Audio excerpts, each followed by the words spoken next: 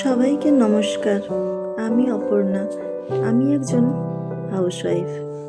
অনেকেই ভাবে হাউসওয়াইফ মানে শুধু ঘরের কাজ করা, কিন্তু এই শুধু শব্দটার ভেতরে কত দায়িত্ব, কত ত্যাগ, কত না বলা কষ্ট লুকিয়ে থাকে সেটা সবাই জানে না। সকাল শুরু হয় সবার আগে আর শেষ হয় সবার পরে। নিজের জন্য সময় খুব কম পাই, কিন্তু তবু মুখে হাসি রাখি। আমার স্বপ্নগুলো হয়তো একটু বদলে গেছে, কিন্তু হারিয়ে যায়নি। আজ আমি সংসার সামলাই, পরিবার সামলাই, আর নিজের ভেতরে সত্যিটাকেও সামলাই। অনেক সময় ক্লান্ত লাগে, অনেক সময় মনে হয় আবার আমার পরিশ্রমটা কি কেউ বুঝতে পারে। কিন্তু তারপর ভাবি, আমি যে পরিবারটাকে ধরে রেখেছি, ওদের হাসির পেছনে আমার পরিশ্রম আছে। আমি শুধু একজন হাউসওয়াইফ না, আমি একজন মেয়ে, একজন মা, একজন স্ত্রী, একজন স্বপ্ন দেখা মানুষ। হ্যাঁ, আমার কষ্ট আছে, স্ট্রাগল আছে, কিন্তু আমি দুর্বল না। আমি প্রতিদিন নতুন করে উঠে দাঁড়াই। এই ব্লগটা শুধু আমার গল্প না, এটা প্রতিটা হাউসওয়াইফেরই গল্প, যারা চুপচাপ দায়িত্ব পালন করে কিন্তু নিজের কষ্টের কথা খুব কম বলে। আজ আমি নিজের জন্য কথা বলছি, কারণ আমি জানি আমার মূল্য আছে, আমার পরিচয় আছে, আর আমার স্বপ্ন এখনো বেঁচে আছে। ধন্যবাদ আমার কথাগুলো শোনার জন্য এতক্ষণ ধরে। দেখতেই পাচ্ছ, ওই যে আবারও বললাম তোমাদেরকে তখন যে সবার আগে উঠি আর সবার পরে কাজ শেষ হয়। সবার আগে উঠতে হয়, কিন্তু রাত আমাদের শেষ হতে চায় না। সারাদিন আমাদের হাউসওয়াইফ যারা, তারা আমরা খুব ভালো করেই বুঝতে পারি যে আমাদের প্রতিদিন সারাদিন যে আমরা কাজকর্মগুলো করি সেটা কী রকমভাবে আমাদের স্ট্রাগল হয়। আর এটা আমাদের প্রতিদিনের কাজকর্ম, সবাই করে। আমরা যারা হাউসওয়াইফ অনেকেই আছে যে আমাদেরকে করতে হয় কাজ, এটা আমাদের দৈনন্দিন কাজ লেগেই থাকে। তো সেটাই আর কি তোমাদের সাথে একটু শেয়ার করলাম, আর কিছু নয়। আমার মতন অনেকেই আছে যারা প্রতিদিন এভাবেই নিজের ব্লগ তৈরি করছে, দৈনন্দিন জীবনের গল্পগুলোকে তুলে ধরছে, কী করছে না করছে সব কিছু দেখাচ্ছে। আর তোমাদেরকে বলেছি, যেটা বলি বা আমি সবসময় বলি সব কিছুতে, যে ইউটিউবে ভিডিও বানানো বা রিলস ভিডিও বানানো এগুলো আমার শখ বলতে পারো।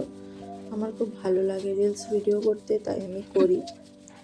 ইনস্টাতে আমি রিলস ভিডিও পোস্ট করি, ফেসবুকেও করি। রিসেন্টলি কিছুদিন ধরে ফেসবুকে কাজ করাটা আমার একদম বন্ধ হয়ে আছে, করা হচ্ছে না। এখন আমি ইউটিউবে ব্লগ ছাড়ছি, চেষ্টা করছি, কিন্তু ওই যে ক্যামেরা ধরার মতন তো আমার তো কেউ নেই। আমি নিজেই নিজের ক্যামেরা ধরি, নিজেই করি। কষ্ট হয়, এক হাতে ফোন ধরে, এক হাতে ভিডিও করা আর কাজ করা এক হাতে, মানে কতটা অসুবিধা হয়। যারা বানায় তারা জানে। আমার তো কোনো স্ট্যান্ড নেই। আমার একটা স্টিক ছিল, সেলফি স্টিক, মোটামুটি কাজ চলতো ওটা দিয়ে, কিন্তু সেটা আবার আমার রিলস বানানোর সময় হঠাৎ করে ঝড় উঠে হাওয়াতে পড়ে ভেঙে যায়। তারপর থেকে আর এখন কেনা হয়ে ওঠেনি, কারণ ছোট্ট সংসার, আমার খুবই প্রবলেমের সংসার। তো কি বলবো আর। তো দেখো, সকালে উঠে গেছি, আজকে মনে হলো যে একটু ছাদটা ঝাড়ু মারি, কারণ ছাদে প্রচুর নোংরা ছিল। আর আসার পর থেকে এখানে ছাদে আমাদের একদমই কম ওঠা হয়। যখন কাপড় কাচা হয়, সে কাপড়গুলো শুকোনোর জন্য ছাদে ওঠা হয়, তাছাড়া কিন্তু আমাদের ছাদে ওঠা হয় না সেরকম। তো যার কারণে আর কি ঝাড়ু ফাড়ু দেওয়া হয়নি। তো আজকে হঠাৎ করে মনে হলো যে ঝাড়ুটা দিই। আর আমার কি জানো তো, এমনি যে আমাকে কাজটা আজকে করতে হবে বা করা উচিত এরকম না। আমার কেমন জানো তো, যে এই কাজটা আমার হঠাৎ করে মনে পড়লো যে আমি এটা করব এখন। তো আমার এখন করব যে মনে হলো, সে কাজটা আমি এখন শেষ করেই ছাড়বো, এইরকম আর কি, আর কিছু না।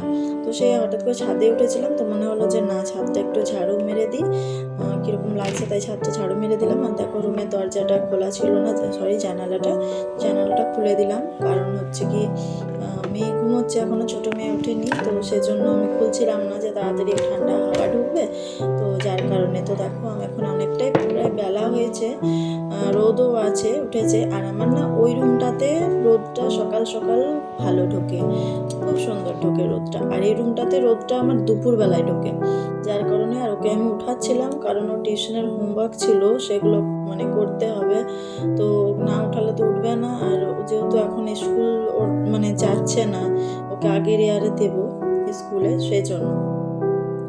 তো এই আর কি, তো যার জন্য ওঠাচ্ছিলাম, কারণ ওকে 5:30 থেকে টিউশন থাকে, তো টিউশনে হোমওয়ার্ক দিয়েছিল, যার কারণে। তো এই আর কি, দেখতেই পাচ্ছ যা যা করছি কাজকর্ম, তোমাদের সাথে সব কিছু শেয়ার করার চেষ্টা করছি। এই যে দেখো অনেকগুলো বাসন ছিল, সেগুলো দেখো ধোয়া হয়ে গেল রাতের বেলায়। কোনো দিন ধোয়া রাতেই ধুইনি, কোনো দিন সকালবেলায় ধুই। আর এই যে মেয়ের জন্য টিফিন বানিয়েছিলাম, সুজির উপমা বানিয়েছিলাম, তো সেটাই ছোটো মেয়েকে দিচ্ছি এখন খাওয়ার জন্য। ওকে উঠিয়ে ওকে ব্রাশ করলো সব কিছু, তারপরে ওকে আমি এখন ব্রেকফাস্টে দিচ্ছি সুজিটা। আর আমিও সেরকম করে এখন, আমার তো সকালবেলা দিকটা না আমার এরকম না খেয়ে পেরিয়ে যায় সব দিন বেশিরভাগ টাইম। তো দেখো আমি ওখানে অবধি কিছু খাইনি, তো বাসনগুলো সব কিছু ধুলাম আর কি, অনেক পড়েছিল বাসন, বেসিনের মধ্যে রাখা ছিল। তো এখন আমি চা বানাচ্ছি, চা খেয়ে নেবো। চলো তোমাদের সাথে ব্লগটা পুরোটাই শেয়ার করছি, যতটুকু যা করছি সব কিছুই তোমাদের সাথে শেয়ার করার চেষ্টা করছি, তোমরা সঙ্গে থেকো।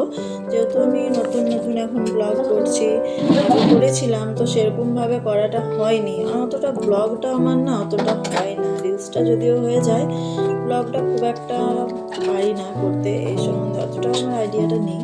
তো যাই হোক, তবু করছি, জানি না যদি কিছু ভুল হয় তো তোমরা অবশ্যই বলবে, ব্লগের মধ্যে যদি কিছু ভুল হয়ে থাকে তো অবশ্যই বলবে।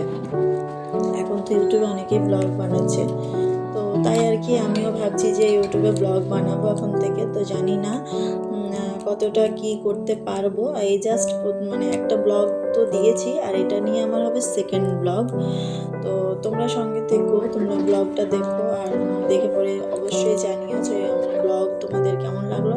আর দেখো আমি একটা ছোট্ট মানি প্ল্যান্ট লাগিয়েছি এখানে বোতলের মধ্যে, জানি না হবে কিনা, তো যাই হোক লাগিয়ে দিয়েছি, দেখা যাক হয় কি না, দেখতেই পাবে তোমরা, তোমাদের সাথে সব কিছু শেয়ার করব।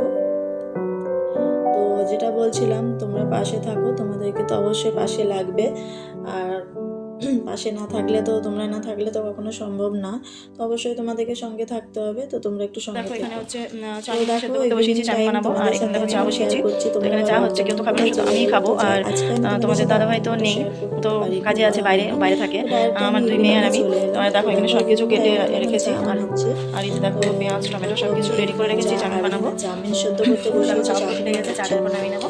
তো চলো আমি তারপর তোমাদের সাথে পরে আবার সব কিছুটা পুরো শেয়ার করছি। পুরোটা মানে ইভিনিং তো হয়ে গেল, প্রায় সন্ধ্যে হয়ে গেছে, আর ব্লগটা বাড়াবো না, বড় করবো না, এই অবধি রাখবো।